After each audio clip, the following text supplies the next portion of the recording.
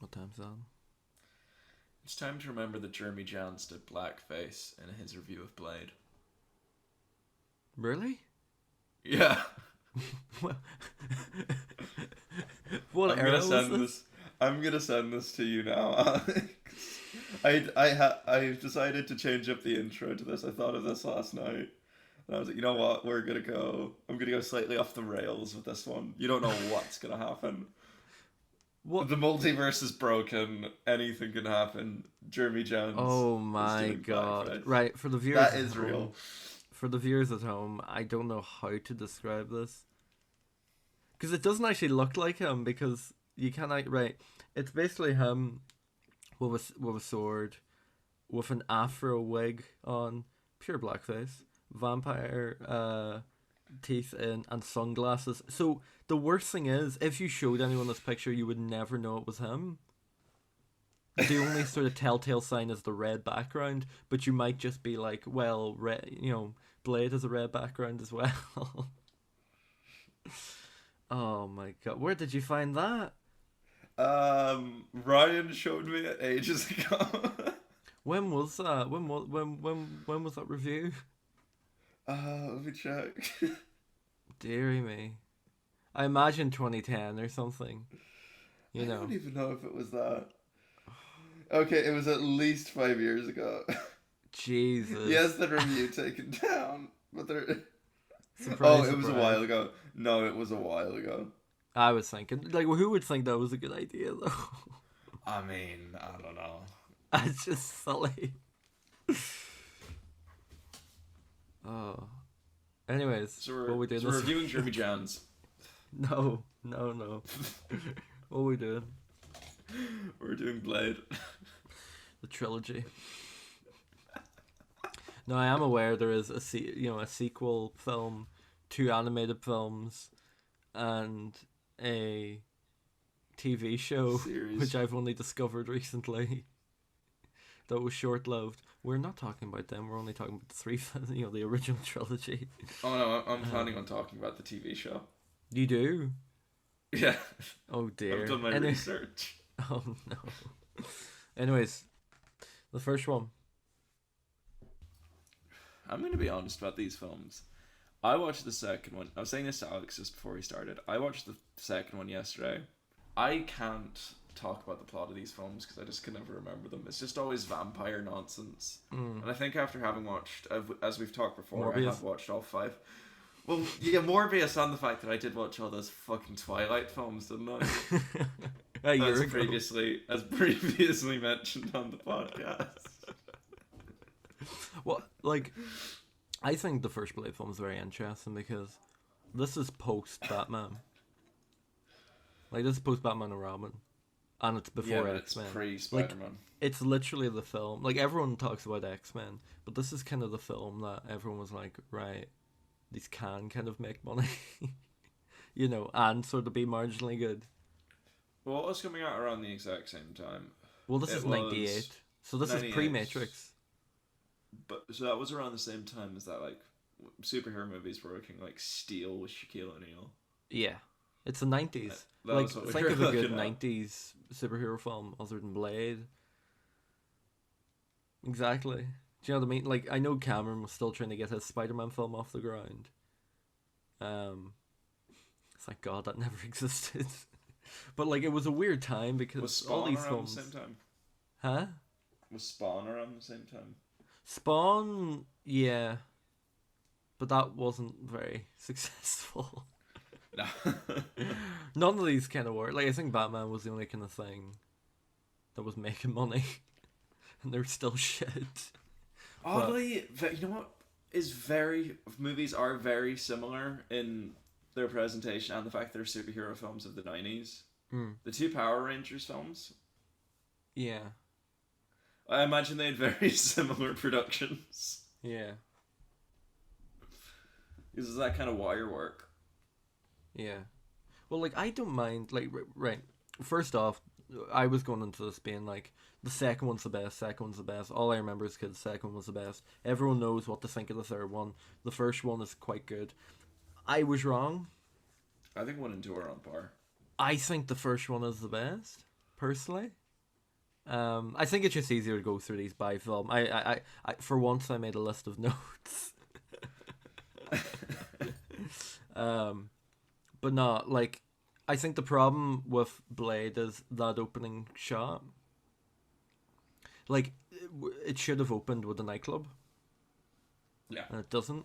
It opens with Blade's mom going to the hospital and shit. Well, I think most people remember when they think of Blade, do think of it as starting with the nightclub.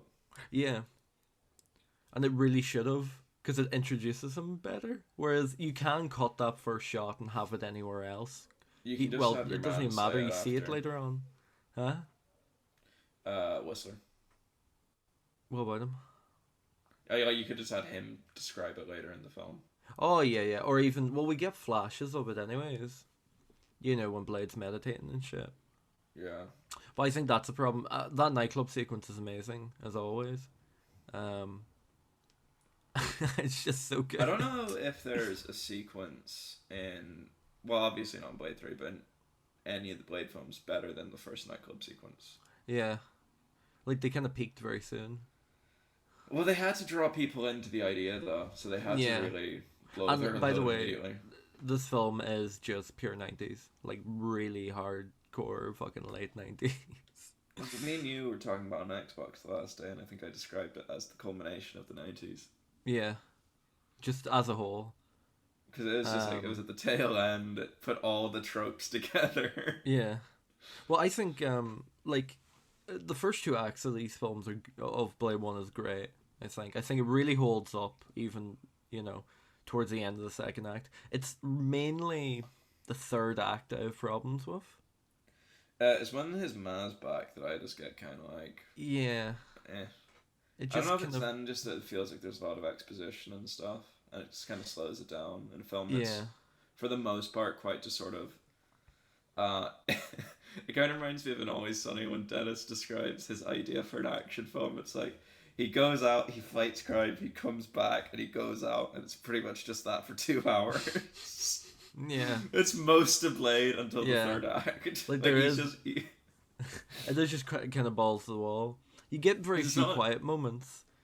yeah, but it's not like a Batman Begins where it's the first film and, you know, Yeah. it's setting stuff up. It starts and he's Blade. He's just going. Yeah. He's doing his thing. Well, so the yeah, whole I film is just him going out and in, out and in. yeah. No, it works really well because I think when they do exposition in this film, which they do better than the two sequels after, they do it in quite a natural way. Because obviously, you know, your woman is there, the nurse, she's there, doctor, she's there to be basically a catalyst for the viewer. So, you know, everyone can she asks questions, people answer it, and, you know, we're sitting there like, okay, yeah, that's fine. Do you know what I mean? That's the thing, because Blade's not really the protagonist of these No. films. He's a bit like in the original. It's a bit like in the first three Pirates films, the way Jack Sparrow wasn't the main character, but he was the face of it. Like, there's usually always some, which were kind of in Blade 2. I guess Blade 2 more felt like an ensemble film. Mm. Well, we'll get to that in a minute. I have many problems with it. Yeah, that end fight. I don't like it. No. It's the problem with this film is, and something that 2 and 3 are better at, is the CG. Like, the effects aren't there for the time. Do you know what I mean? Yeah. Like, those blood effects when he's just kind of like morphing about is Morbin about. Yeah. Oh wow. Well, no, like even the There was a problems deleted scene, wasn't there, or was that something else? Well, we'll get to that in a minute. But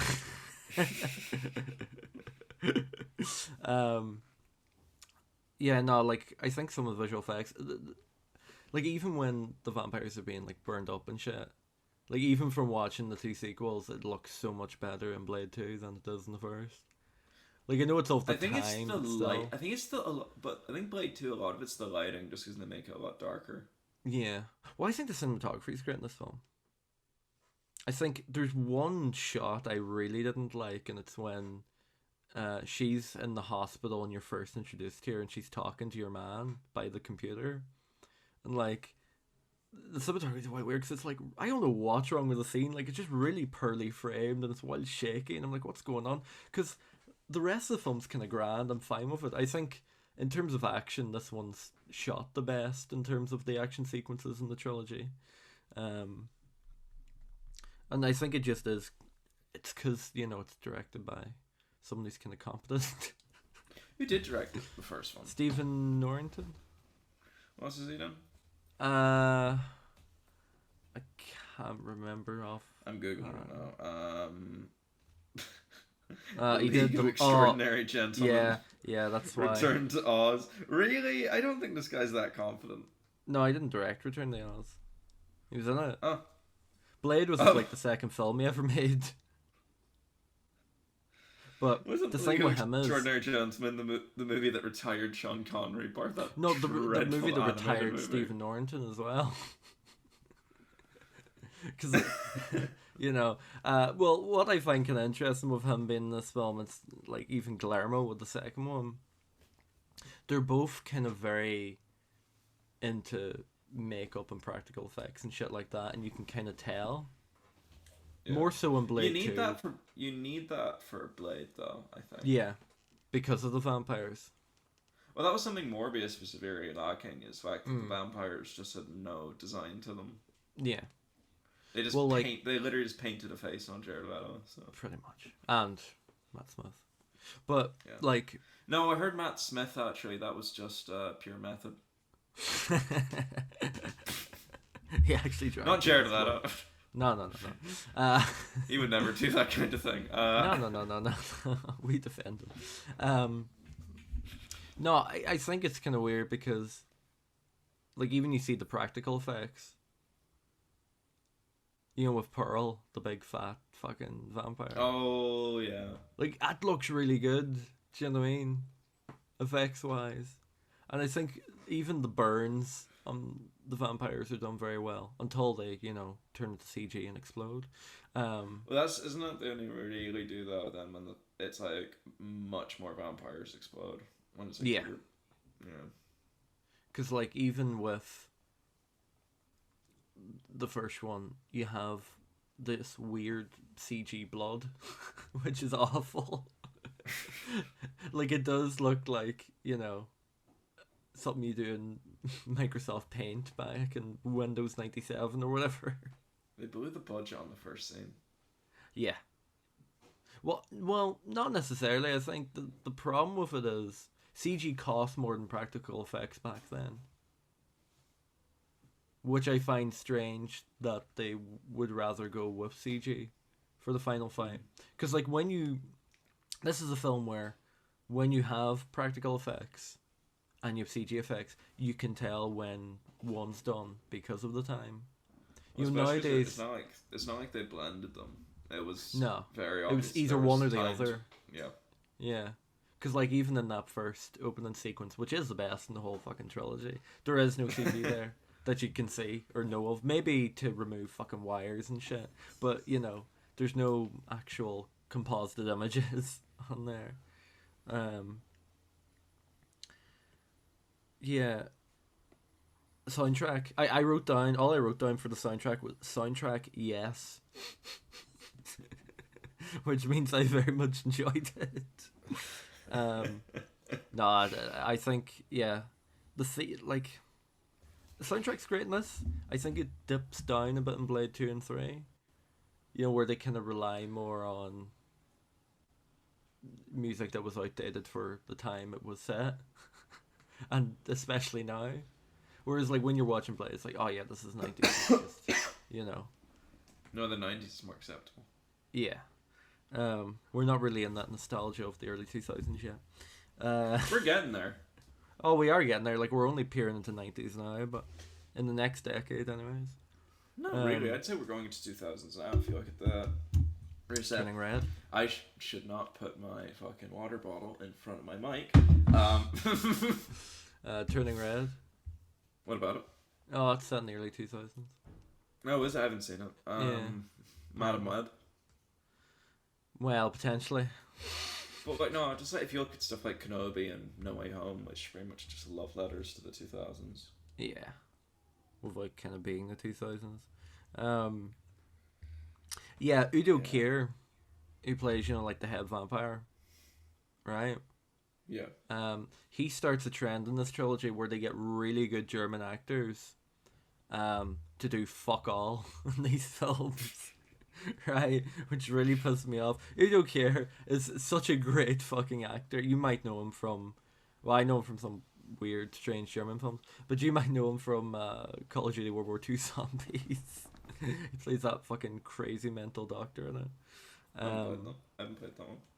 but like, I was just sitting there. I was like, oh fuck, I forgot he was in this film. Oh, I wonder what happens. Nothing. He does nothing in the film. It's really No fucking one does annoying. anything in Blade, to be honest. Most of the No. characters, there's so many characters, and most of them are Stephen pointless. Dorff does though. Which one's It's he? it's Frost. Oh, Frost. Oh, yeah, but he's the villain. Deacon Frost. Huh? Isn't he the villain? Yeah. Oh yeah, he kind of Right. had the, but He was supposed to get a spin off at one point. yeah. Oh no, they were going to do a prequel in 2008. Stephen Norrington That's it. actually said he wanted to do a prequel with him.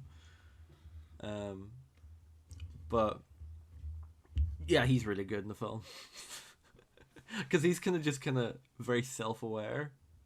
Like I was reading, he was saying at the time because he didn't really want to do quite high-end commercial films like Yeah. this, but he was like persuaded to do it, and he was like, right, and he just kind of based a lot of it off Jack Nicholson in Batman. Oh, Joker. Yeah, and you can sort of tell with a lot of sort of just like kind of like sort of taking it seriously but not at the same time, so just kind of having fun with the character. Just chewing the scenery. Yeah, like I think he does. I think he's quite underrated in terms of shit like this. Do you know what I mean? Well, it's a style of villain we don't get anymore. And I Yeah. think No Way Home really proved that. Yeah. When you saw that the villains who were written like it was 20 years ago were much more engaging than any villain who's written now. Yeah. Because villains are just. We haven't had a good villain in a while who just. Maybe Paul Dano. Nah. Who just really kind of chews the scenery. Yeah. I think that was a bit too much though with Paul Dano. I was just sitting there like, oh god, this is. I turned around this cinema. I was like, is anyone else smiling, like trying not to laugh? And no one was. Everyone was just like pure straight face. Like I was like, oh come on. I think I was smirking a bit. Yeah. So yeah, I think the casting of all these characters is quite good. It is good. Like I don't know who else. Like I think there was 3 people up for Blade, right? It was Lawrence Fishburne, Wesley Snipes, or Denzel Washington, right? And of the 3, I could only really see Wesley Snipes. Yeah, I couldn't really see the other 2. Do you know I what I don't mean? think they could have had the. There's a soullessness to Wesley Snipes that's Yeah. just perfect for Blade. Yeah. Because, like, yeah, pretty much. There's a soullessness, but even when he's saying a really cheesy line, he says it so fucking, earnest and seriously. Do you know what I mean? Yeah. Oh. It's just like, He yeah, no one loved else playing could pull Blade. this off. You know? Well, I think he even began to think that, and that's why then he Yeah. fucking Blade Trinity. I don't was blame him. Blade Trinity. Well, I don't think anyone else could play that version of Blade. No. I think you'd have to go a lot more comic accurate now to, make it any way different. I don't know. How are they going to make him a wisecracker, though? I think they might not, and that'll be the smart thing. It's going to be rated 12. Well, David S. Goyer wrote this. He wrote all of them, didn't he? Yeah, he wrote all of them and directed the 3rd one. Yeah, you can fucking tell they're Goyer productions. Yeah, well, like, I think this film works because with this film, he kind of made the fundamental basis for superhero origin story films. Except for, Spider-Man and Batman Begins to a degree. Like, where, you have this character that's kind of already established. I know Batman Begins doesn't really do it, but it has the kind of jumpy timeline, which this film Yeah. kind of introduces to a degree. Um, and you can tell he was just like, right, I'm gonna have this kind of format and just adopt it for every fucking film I'm gonna do. I think it did Hulk. Ang Lee's Hulk, I think, had it. Yes, as well, yeah. Um, Daredevil, Daredevil had it. yeah. Elektra, to a degree.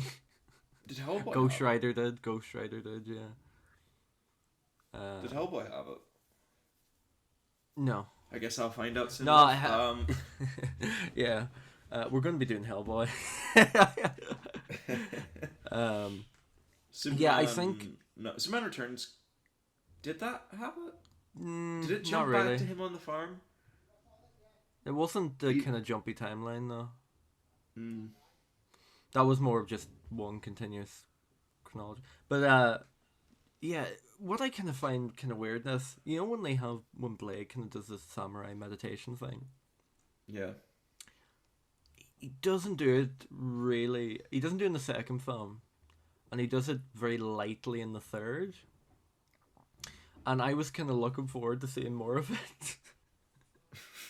Because I think it's quite interesting. I think the problem with this film and the two sequels is they introduce a lot of interesting concepts and ideas, but just don't really do anything with it.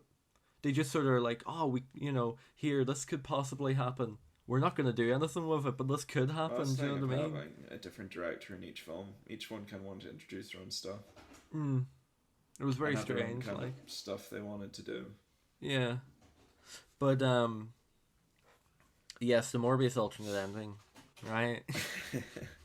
I don't know what this actually was. So, you're at the end of the film where him and your woman go on top of the roof, and you know how like every Blade film ends with a fucking sunrise.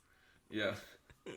All fucking 3 films, same ending. Like, I'm convinced Spider-Man 3 stole the ending now. you know what I'm talking about. But it's just cheaper than any film that ends with sunrise for me now. Black Panther, anything. Yeah, so apparently, when they get to the roof, Blade was gonna look over, and you can sort of tell, because in the ending, you know how the ending for this film cuts very short. It's just like a very short scene, I think and all then of he the goes to films Russia and cut quite bullshit like short that. at the end. Huh? I think all the films cut quite short at the end. Yeah, I imagine it's because they have a lot of deleted alternate endings. But he would have looked over, and it would have been a man in sunglasses with long hair and a trench coat. He would look at Blade, turn around, and just like kind of fuck off, and then it was gonna tie into Morbius being the villain of the sequel. But New Line Cinema came into a problem when they realized they didn't have the rights to Morbius, so they cut it from the film. I'd say that was a huge issue at the time for all those filmmakers. Yeah. Just not knowing who they had. Yeah. Even early MCU, I think it was an issue. Well, yeah, even with, like, the first Spider-Man film, like, Hugh Jackman making a cameo. Well, that wasn't a rights issue, that was something else. Well, it would have been. I don't think Fox... Well, I don't know if Fox would have been mad. I think everyone was kind of okay for people to appear in each other's shit. Do you know what I mean? It just never happened. It was different times. Well, suppose the Punisher appeared in Spider-Man 2. Yeah. His stunt double or whatever. Yeah, so there were 3 endings to this film. The one we got is the one we got, right? Yeah. The other ending was that, but like the Morbius part added on, right? Another one was gonna be that the thing Deacon Frost was gonna be the big massive blood monster thing. Yeah. I'm sure you've seen, which looked atrocious. And the third was gonna be, it worked. So like vampires kind of took over the world. And then like the second film was gonna be like very Mad Max and a post-apocalyptic. They never would have had the bullshit. No. Well, it just filmed in Australia. Probably. That's how That's what Mad the Max Power gets Rangers away with movie it. did. Well, um, so yeah, what was really weird is that actual ending where it's like he's in Russia or whatever. Yeah.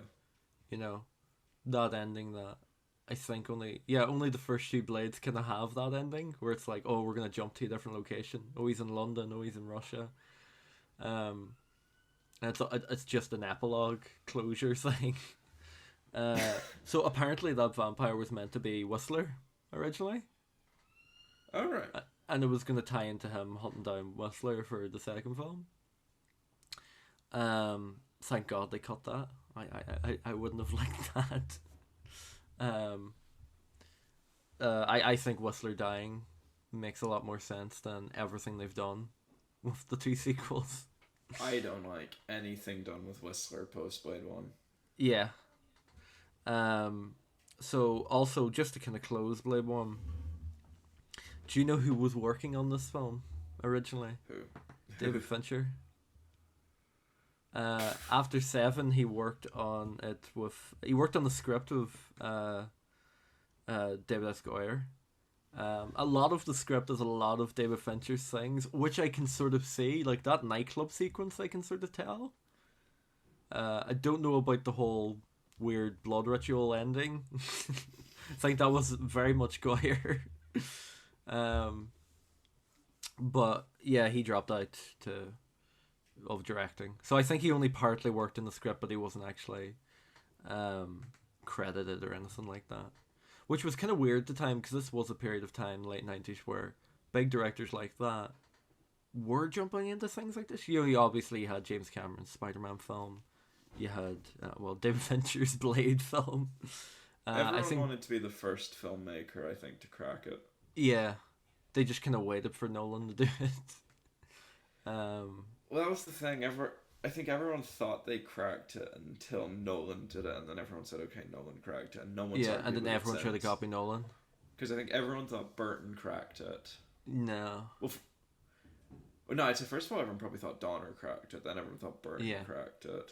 Then everyone thought Raimi cracked it. Yeah. Until Nolan cracked it, and everyone, okay. And even now, today, everyone's kind of gone, yeah. Yeah. Well, I think the problem with Nolan is, I think we're still waiting for someone to come along and do it better. Yeah, I think the thing with Nolan is his stuff's very grounded, and that doesn't work today. You need to have, like, we're in the era now where everything's comic accurate, and I think this is a terrible era. Do you know what I mean? Because instead of selectively choosing storylines and coming up with something brand new, they're just literally retreading storylines. Well, they're also making up a lot of their own, like Love and Thunder. Yeah. And those ones are pretty poor. Like, I know we've harped on about it, but like, yes, BVS is very much taken from Dark Knight Returns and The Death of Superman and all that bullshit, but it's an original story. Do you know what I mean? At the same time, same with Justice League, but Blade 2. Thoughts? Blade 2, more Blade. More Blade, Morbius Blade. No, that's the thing. I was thinking this when I was watching Blade 2. I was like, it has the one thing that middle chapters and trilogies have, at least in superhero films. You don't have to waste any time establishing. You can just kind of get going. And yet they do it anyways. Yeah. I hated that. I hated it so much. 2 did that well. It's like, you just start the film. X-Men 2 did it well, where you can just start the film. Yeah. Well, like, I think a lot of films now either just choose not to acknowledge previous events of films, or do it in a good way. Like, as an example, if you go and watch fucking, I don't know, Iron Man 2 or something, right? They don't do a recap of the first film. You know what I mean? But everyone knows what happened. Like, I think they just play the ending. But, like, I think the opposite of that effect, which is done really well, is in, like, BVS and Justice League, where it's telling you the ending and the events of the previous film, but from a different perspective, which is interesting. I think that's the way they kind Um, of do it. I think you can also do it in No Way Home, where it literally just picks up where it left off. I think Yeah. that's also Oh fun. yeah, yeah, that as well, obviously. But this film is more of it's set 2 years later. Yeah, that's Blade narrating what kind of happened with flashbacks, and it's so unnecessary. Like, because like, it's not like this was the 80s. Do you know what I mean? Where you It was couldn't. 4 years though. I know, but you could still probably find a VHS. You could get DVDs of it back then, like mainly A rental VHS. was still a thing, but it's just it was 4 years though, and internet wasn't really what it is now. Yeah, suppose. And it But wasn't a massive. It was a success, but it wasn't like a phenomenon. yeah. Oh, it was Like you more of a couldn't get. cult kind of following. Yeah. Yeah, you couldn't really get away with being. It's not like Well, Spider-Man 2, where it was like, okay, well, Spider-Man 2 also did the fucking intro where it does the flashes, yeah. Well, I which think is the problem probably with actually a Spider-Man good way to 1's do it. intro is it's. I think the opening sequence of Spider-Man 1 I hate. It's the worst one 'cause it's so pointless and unnecessary. Whereas the last two work because they're at least recapping the events of previous Yeah, films. Um, we don't Especially need the to talk second about one. other films. It's just the comparisons get drawn up Oh when we yeah, watch the other ones. it's like when we were talking about Spider-Man, like the the Raimi trilogy, we were talking about this Yeah, shit because the films from this era are very similar, just slightly different, and some. It's not that some do well, some do it better than others, but some do aspects better than others. Do you know what I mean? yeah. It's each Like one's the same meal with different spices. pretty much, yeah. Um, Although I think the first Blade's very much like The Crow, and it's kind of try to, there's a lot of sort of The Crow vibes going from that film, and you can tell because Goyer did the I haven't sequel to seen The The Crow. Crow. Oh um, god, but yeah, that just the movie never should have aesthetic, and happened. I imagine the fan base for that film's very similar. Although Blade is a better film.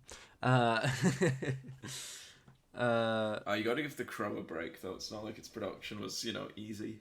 Well, I want to do one on The Crow someday. The 4 films of The Crow. There's 4 Crow films. Yeah, but it's done really well, where it's like a different person taking on the mantle of The Crow each time, at least. Oh, So it's a different even in actor. Crow 2. Huh? Even in Crow 2. Yeah, Okay, that's not too which I bad. think's really good. Yeah, we're doing The Crow sometime. Are we just gonna do like really edgy '90s stuff from now on? Tango. Like Hellboy's touch and go with that, but still. um, yeah. So per opening, I think the opening of this is not as good as the first. I think there's a really over reliance on just explosions and shit. You know, just that warehouse at the start that he's in, and he's blowing up shit, and he's on a motorbike, and he's just flipping the motorbike, and I'm like, nah, fuck this, like. Although I think the problem with Blade 2 are mainly stems from the first 2 acts are quite poor, in my opinion. It's so boring. Yeah, the third act is very interesting. I think the third act's better than the first film. Third act. By the time you get to the sequence in the cave, or the underground bit with the light bombs, then the film kind of gets going a bit. Well, I think it's the problem that when they go into that weird rave, it goes on for like 40 minutes nearly. Or it feels like 40 minutes. Because weirdly enough, that's the It's middle not a long part. film. It's not a long film, but it feels long because of that sequence. The film's badly paced. Yeah. Compared to the first one. First one, like, the film ended and I was like, oh, it's done. I think it dipped towards the end, Yeah. But this film, yeah, it's very jarring. I think this film was more of an experiment to see if Guillermo would be able to do Hellboy. Honestly, know.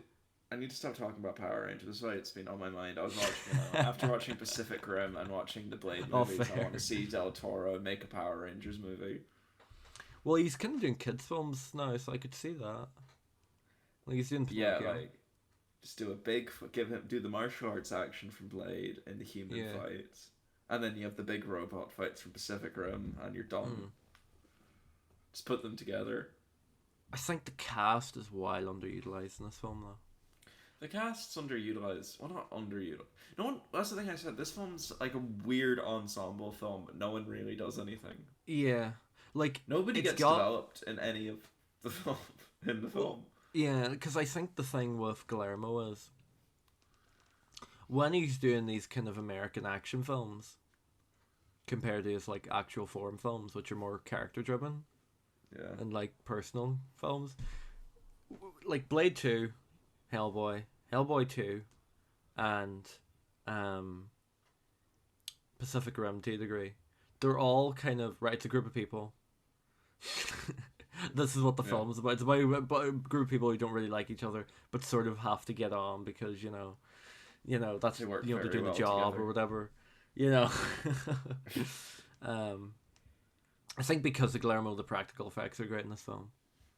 I did have a good laugh. You know the scene when they're breaking into his base Yeah, and they're wearing those dumb fucking ninja costumes. and it just looks like the villain from Hellboy 1.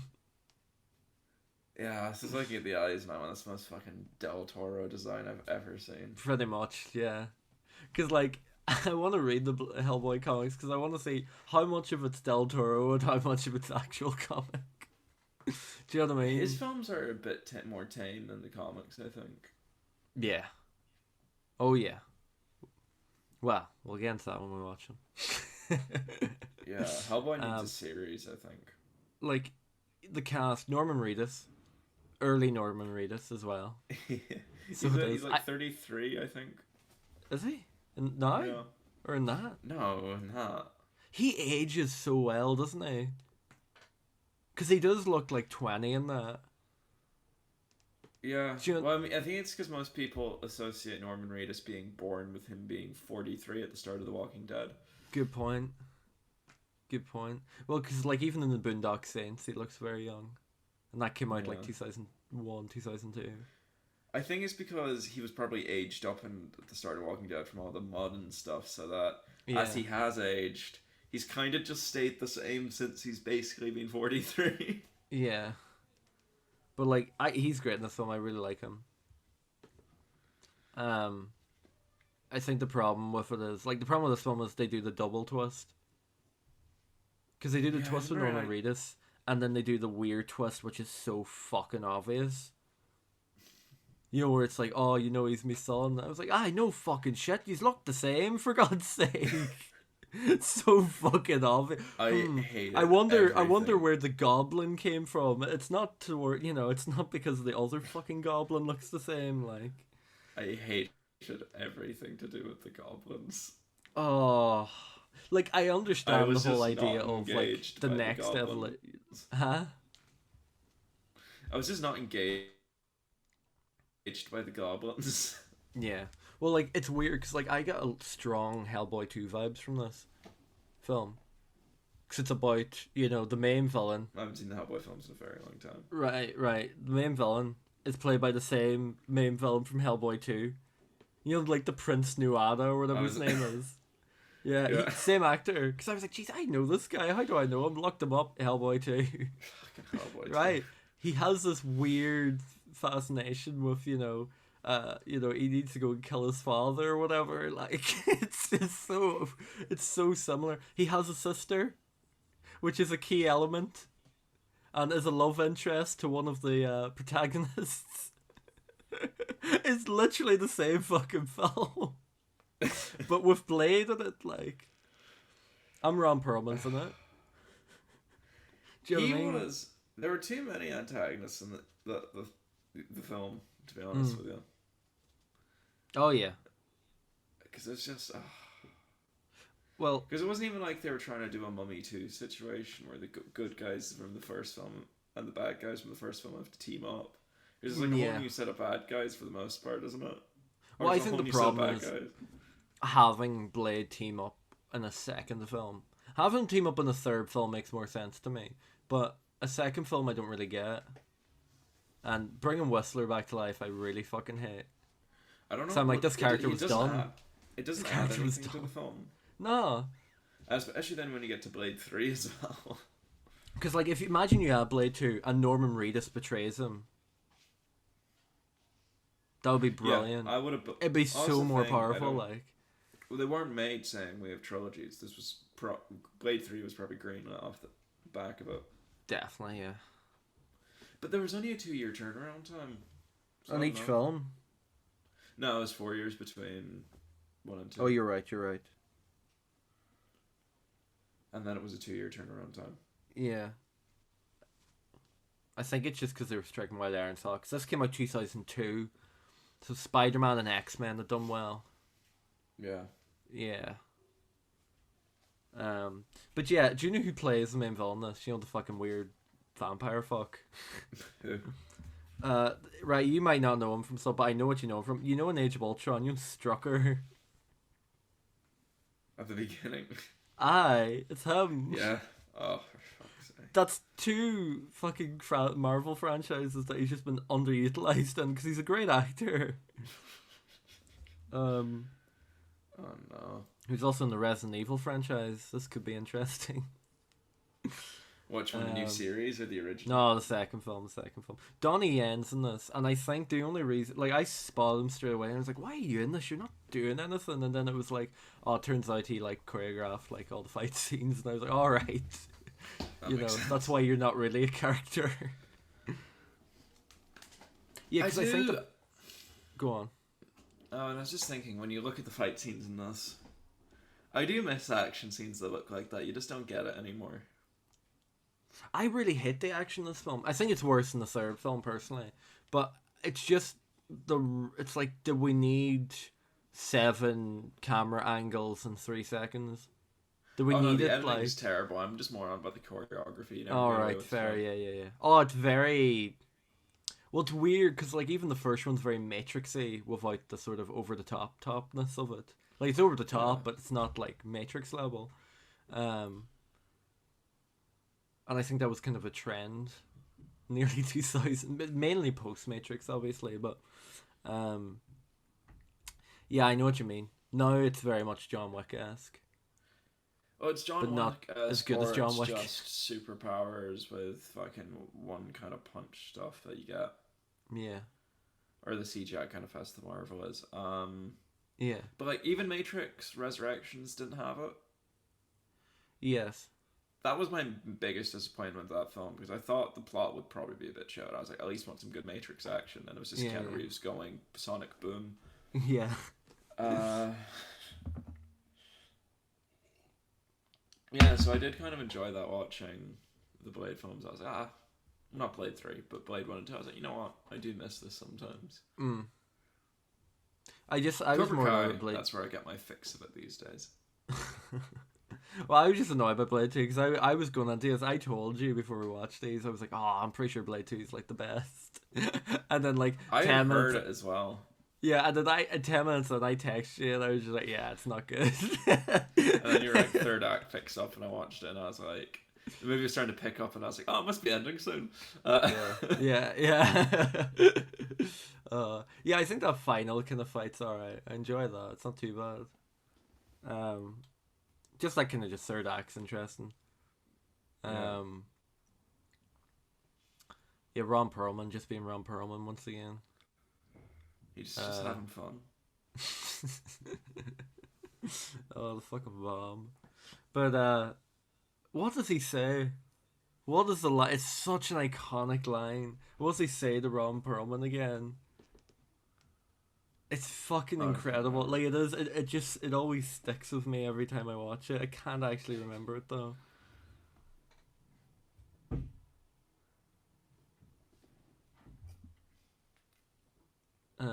But there's some great lines in this. Blade, you remember when Blade, like, he's on, like, on, you know, when they're in the underground thing, and he like pulls the pin from like the UV grenade thing.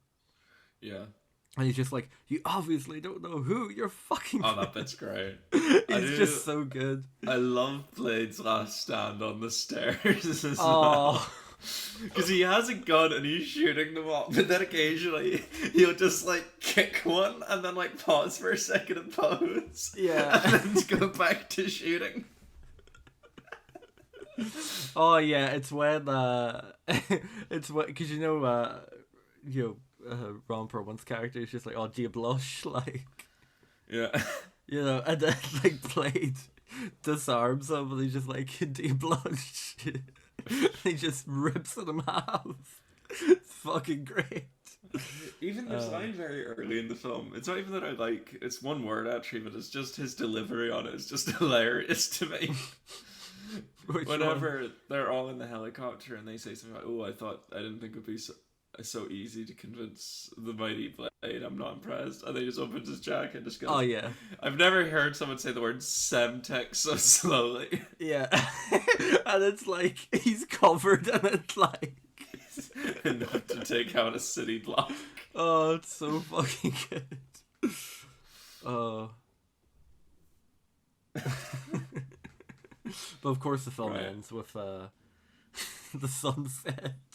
Oh, it's Blade. Oh, actually, it doesn't end with that. Well, it does end with that, and then you get the epilogue. But I think the epilogue in this one's so much better than the first film, because it's a callback to the start of the film.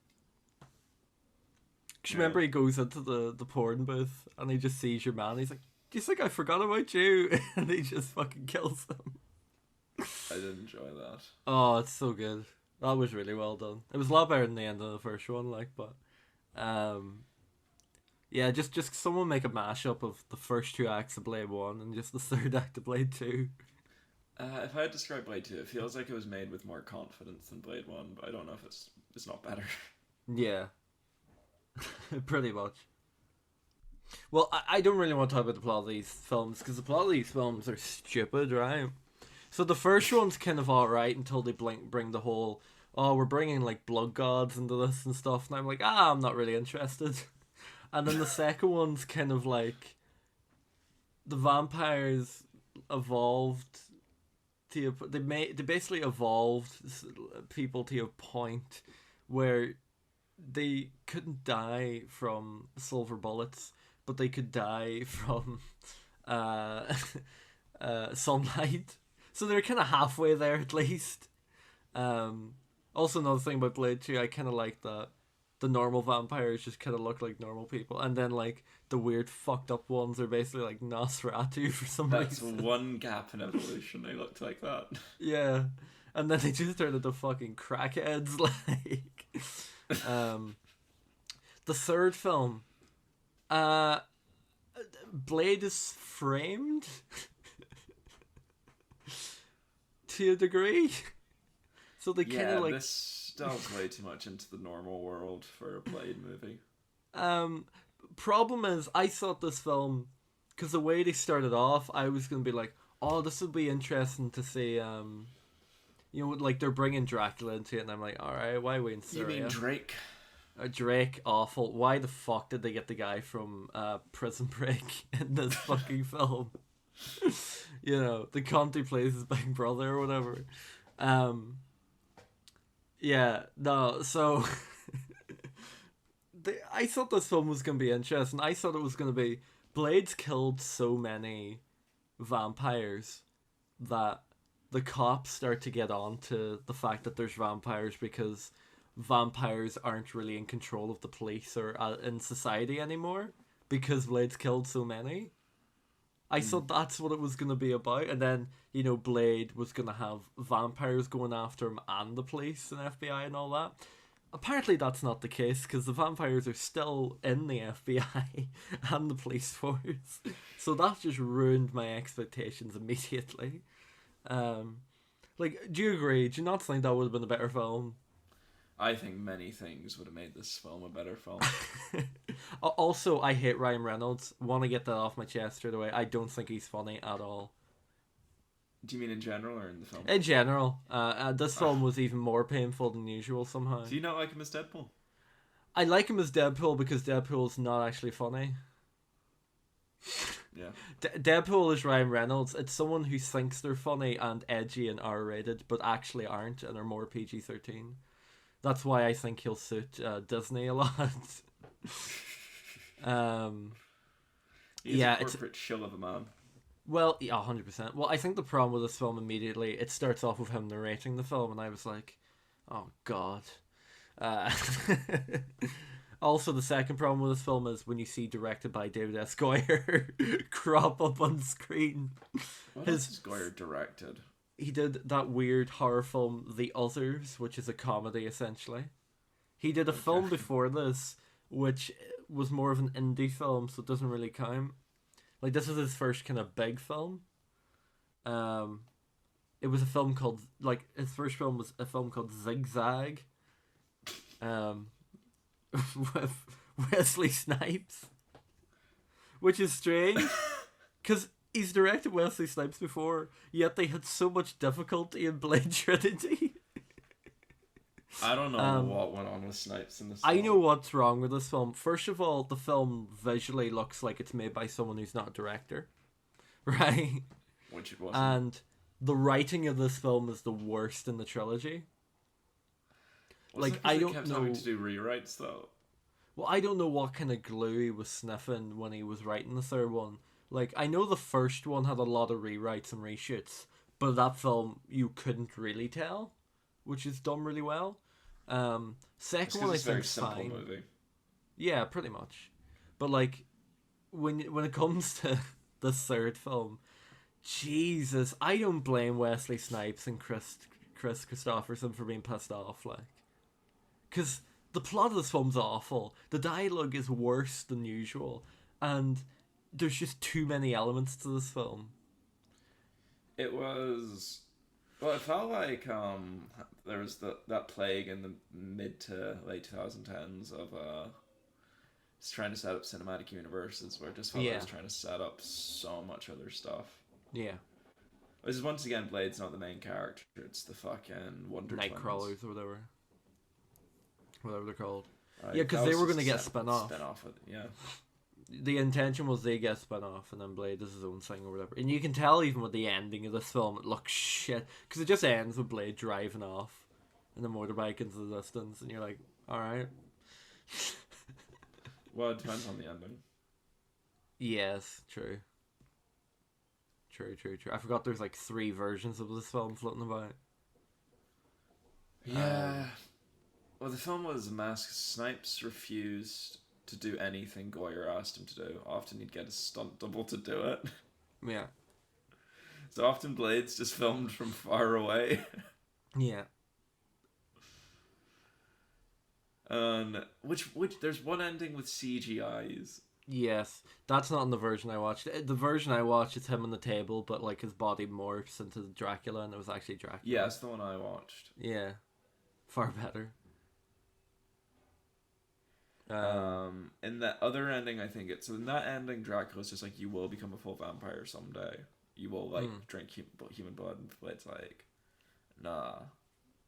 I think in the other ending, he actually does become a full vampire, does consume human blood or something, Weird. and they both. Or Which, it's like which he- is weird because Blade's done this already. Yeah. He has consumed human blood. Oh yeah, he has. It's stupid. I don't understand that. Do you know what I mean? Yeah, He's I done don't it in know, every to be film. honest. I think Well, the maybe it's second just one was the kinda- only one he didn't. Maybe it's just giving into it though. Mm. Triple H is in the film.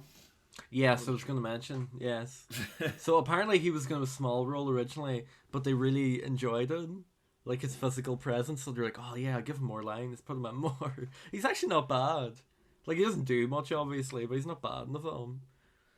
Yeah, I mean, it wasn't quite good as his movie, The Chaperone.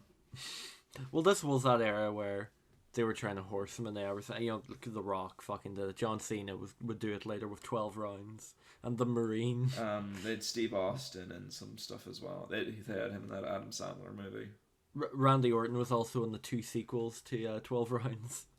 He wasn't in the 2 sequels to 12 rounds. He was in one of the sequels to 12 rounds. Was it not in the third one? No, Dean Ambrose was in 12 rounds Oh, 3. my apologies. And don't get me started on the Marine franchise.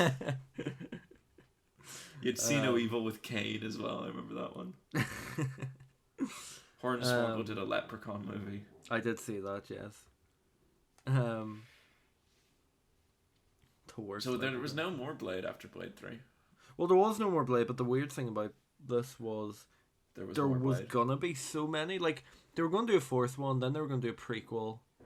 And it all kind of really fell through in 2012 when the rights reverted back to Marvel.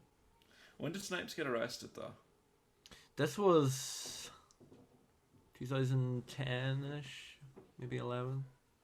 I don't know. Surely everything went out the window when he got arrested for. Well, he was allowed. He was in America, but he wasn't allowed to leave the United States for tax I thought he evasion. was falling. I thought he was. Oh no, falling he just was in prison for a period of time. It wasn't that long though. Oh, because I just remember Sylvester Stallone saying something like, "Yeah, we're gonna get started right on Expendables 3 whenever Wesley Snipes gets out of jail." Yeah. Tax evasion. Apparently, well, I think they just used him as they used him to prove a point. What? Because he thought he could pay it off at last minute like most celebrities do, but I think they were just sick of celebrities avoiding taxes. Pretty much, yeah. Because he was gonna fight in the UFC. Yeah. Oh Jesus. He was gonna fight Joe Rogan. Oh God, that would have been interesting. Yeah. I would have liked to have watched that. Yeah, Joe Rogan agreed he was in training camp, and then they just arrested Snipes because he was doing it because he needed fucking money. Do it now. It'll be like grudge match.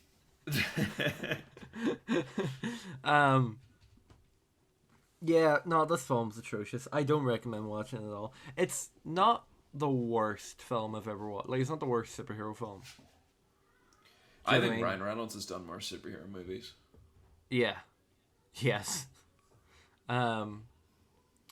Yeah, this is awful. I mean, obviously, this is the film that shot him to stardom. Weirdly enough. Yeah, well, before it was just Van Wilder, wasn't it? Pretty much. Well, I didn't laugh at any of his jokes. It just wasn't funny. He's just not funny. Although at one point I did laugh because he was watching Wild Strawberries, which is a Ingmar Bergman film from like the 60s. Which I thought was quite strange. I don't think I picked up on that. Well, I think the weird thing with Ryan Reynolds is he relies too much on... He's kind of the Family Guy, right? He relies too much on cutaways and references you have to kind of understand, cultural references. Yeah. It's like, why is Hello Kitty funny? Like, why? Like, I just don't get the humor in that. Do you know what I mean? I mean, I know a lot of people find them funny. I personally don't. I think people prefer his image now as he's kind of aged into being this kind of more family man. I think his relationship with Blake Lively has really kind of upped his stock. Yeah. And his friendship feud with Hugh Jackman as well. Yeah, that's good actually. It's not too bad, but I think it's just that's why kind of people like him. But the thing is, I think people they're like, oh, he takes a laugh out of the fact that he's just trying to sell his gin. It's like, no, he's just trying to sell his gin. Yeah, he's literally that's just good marketing. Yeah. Yeah. The character of Ryan Reynolds. Pretty much. Yeah, I hate the whole Whistler dead and this, and like, wow, why wasn't he dead? In the first one. Yeah. They just and then they bring his daughter in. I'm like, aren't you dead? Like. Oh. Like, they bring his daughter in. It's like, no, I was born out of wedlock. I was like, shut up. No, you weren't. What's this bullshit like? I think the funny thing with these... Huh? Absolute bollocks. Well, the funny thing with these films is the good stuff is the stuff that isn't comic accurate. Do you know what I mean? That tended to be a lot with superhero films at the time. Like, they strayed away from it, obviously. But at the same time, I kind of prefer the stuff they strayed away from. Like, they did a lot of... you can always change a character's age and role and nationality and all that bullshit. But it's just even... Everything they've added that has been from the comics and is canon to the comics is awful. And I wish they stayed away from it. It's like, why don't you just... It's like that meme. Well, it's comic accurate. And it's like, yeah, but those comics suck. It's literally that. It is the embodiment of that, this film. Well, I think that with Civil War, to be fair. Oh, I agree. It's not a great comic. I think the comic's better than the fucking film. But film. I really? think the only thing the comic has over the film, which is massive, such a high level event. Yeah, it's Civil War. I think they blew their load with. Oh yeah, they can't do that again now. Well, there was Civil War 2 in the comics. Well, the problem is, Yeah, nah. Well, the problem with Civil War is you. It's the only thing you could have done post Secret Wars, Well, where you have heroes fighting each other. You know what I mean? I think you can probably go into Dark Avengers after Secret Wars. True. I just kind of think Secret Wars will be in the end.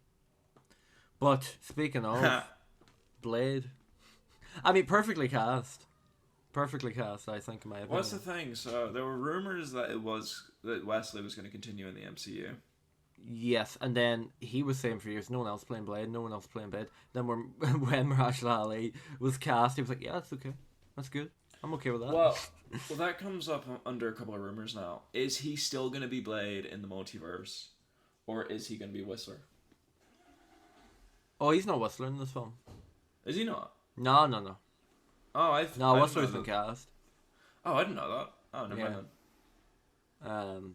It's your man from The Five Bloods. So do you think he's going to be in the Delroy multiverse? Lindo. What do you say? Do you think they're going to do it as multiverse stuff? In Blade? To bring Wesley back in some way? Don't think so. Personally. I'm very... I'm excited for this film. I think it will be good. I'm just worried about the whole MCU aspects of it. Well, even just how... The fact that is Kit Harington going to be in it, and are they going to have to he focus is, on yeah. Eternals nonsense? No, apparently he is going to be in it, but I think it's going to be more about... I think his role in it will be more him being Black Knight, and he might just have a cameo in it. Well, that's the thing I'm wondering. Is it going to be about Blade training him to be Black Knight? Because is Blade just going to be... It sounds like Blade's just already established, which I'm also fine with. Yeah. Well, I think they might do a jump thing. Well, what are they going to do? Are they going to have it that Blade was, born in 1929? I think they might. And that he's kind of immortal. Yeah. Which I'm fine with. And I don't think they're going to make him English. But, I'm excited because the writer for this wrote the Watchmen TV show. Oh. So I'm like, yeah, this is going to be good. It's just MCU. It's just Feige. Yeah, that's my only problem with it. I think the only good thing is they are taking their time with it. Yeah, it doesn't seem super connected to much else, though. Yeah, Mahershala Ali turned down the role of Gordon and the Batman to fucking do it. He was very yeah, I really want to do this film. It is a passion project, clearly. I think he is the only person that's on a level with Wesley Snipes in terms of passion. I couldn't see any other major actor right now taking up the role of Blade. No. I know a lot of people wanted John Boyega, but I don't know if I would have wanted John Boyega. I don't think he would have been good for Blade one bit. I know why they did it. It's because he's English. Do you know what I mean? Yeah, but still, I'm fine with Blade not being English. I don't think he has that. I don't think he has that presence. Yeah. About him. Well, I think you can't have a young Blade. I like an older Blade. Because Blade has to have been around for a while. Yeah, I think the only way you could have Boyega's Blade is to make an origin story, and I just don't want that. Yeah. I think you can show... Because even though he is 30 now, he still has quite a young face. Yeah. No, I know we said the last episode, last episode we did was the final MCU podcast, but... We're always going to talk about the MCU. We're always going to talk about it. We're just never going to directly do an MCU one for a while. I think the only one I'm excited for now is Blade. I'm not excited for these new Avengers films. I'm excited for Blade. I think we're probably... So we're not a year away from a Spider-Man film, so I'd say, but probably the one the year after. They never announced Spider-Man films under Marvel until events. The year before. It's just the way the Sony contract is. So yeah. I don't think we're gonna get one next year, but probably the following year. I can't see them leaving it too long. Well, I find it strange that Blade's coming out almost a year from now. Yeah, It's coming out that's November concerning. next year, and they haven't started filming. CG could look shit. Will look shit. Well, I'm just Tomorrow. thinking, unless they don't rely on CG too much, Maybe. you know. I don't trust them. I don't trust them I either, saw, obviously. I saw a funny thing the last day. Will Blade acknowledge it? I want to leave off on this because I really have to go. That's our opinions on Blade anyway. Will Blade be the first film? So it's been like 3 MCU films and like 2 MCU projects since Eternals. And not one has mentioned the fact that currently on Earth there's just a big giant man coming out I of the knew you were ground. gonna say that. Yeah, I think this is. What's happened with it? Well, I don't know. I don't know. Like, what do you do with it? Like, I think this is the problem with the MC now is everything has to acknowledge everything. Do you know what I mean? Because You I could have know. let the man disappear. I know. You didn't have to leave him there. It's so strange. The fact that Earth is an egg. It's so weird. But anyways, this has been State Podcast. Thank you both for hosting as always. We're doing really good in the viewing recently ever since we've come back. Keep it up. These first 2 episodes are doing really well. We're really back. We're back in the game. Make sure to check the YouTube at the State Podcast to listen for free if you don't have Spotify, Apple Podcasts, all that kind of jazz.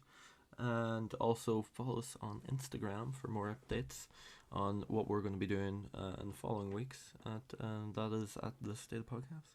And that's been me and Adam. Week, Alex? Next week, I can't remember.